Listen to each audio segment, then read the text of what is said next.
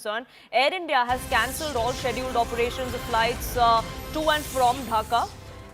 Continuous monitoring is underway. The safety of passengers and crew is paramount, is what Air India has now come out and said in a statement. Akash, my colleague, joining us, getting us more details. Akash, Air India, of course, has suspended all operations until further notice to and from Dhaka. The airport in Dhaka as well has been completely out of operation for the last few hours. Exactly, and Air India has in fact put out a statement saying that they are also, providing one-time waiver on rescheduling part, and they have cancelled, all their flights that were scheduled for Dhaka to or from Dhaka, and they are also mentioning about the safety of their crew.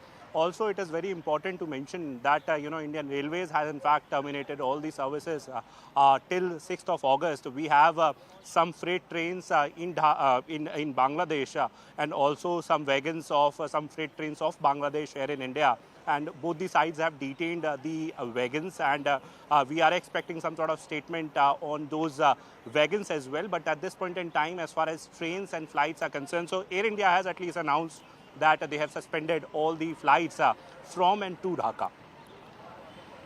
Right, so operations have taken a hit. New Delhi, of course, is closely monitoring the situation in its neighborhood. And Monica Verma, like we were talking about, the borders are extremely porous. This could be a big challenge as far as influx of refugees for India is concerned. Recently, we had certain comments that were made by Mamata Banerjee that were taken not in the right stride by someone, by some politicians in Bangladesh. There has been a lot of back and forth over that as well. Absolutely, in fact, not just air travel, Indian government has also placed a ban on trains as well. So in the last 10 years, connectivity has become really top-notch between India and Bangladesh. But sadly, with this turn of events, we can actually see how those connectivity initiatives, in the short term, definitely we have to stop the refugee influx.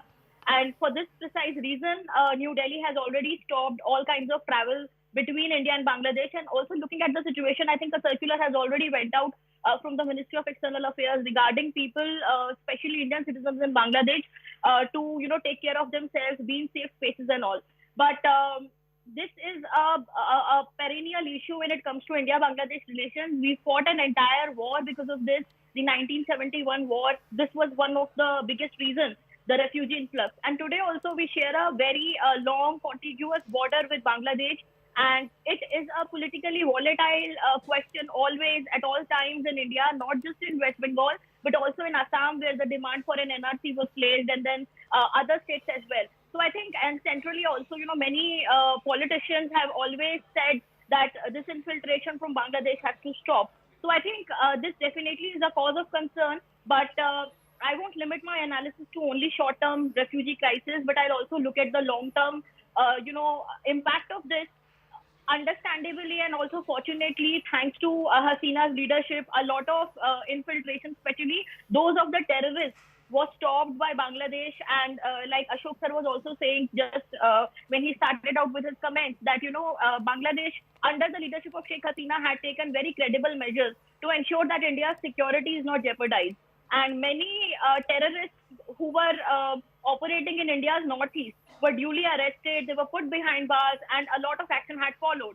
But will that action be continued now? That definitely, I don't see that happening, because Islamic terrorism, especially the jihadi elements and the radicalism, is a challenge for India. And it was not only on the Pakistan border, on Bangladesh border as well. And now with Bangladesh not remaining in as safe as hands, as Hasina was, as sensitive and as, empathetic she was towards Indian concerns, I really worry what will happen, with all the other insurgency and so-called of movements which were going on in the northeast, and now we've already seen what happened in Manipur last year. So I think all of this, it becomes a challenge, it becomes a security headache, a nuisance at another level. And absolutely. And the sooner that we put a lid on it, the better. We have to ensure that we do have a plan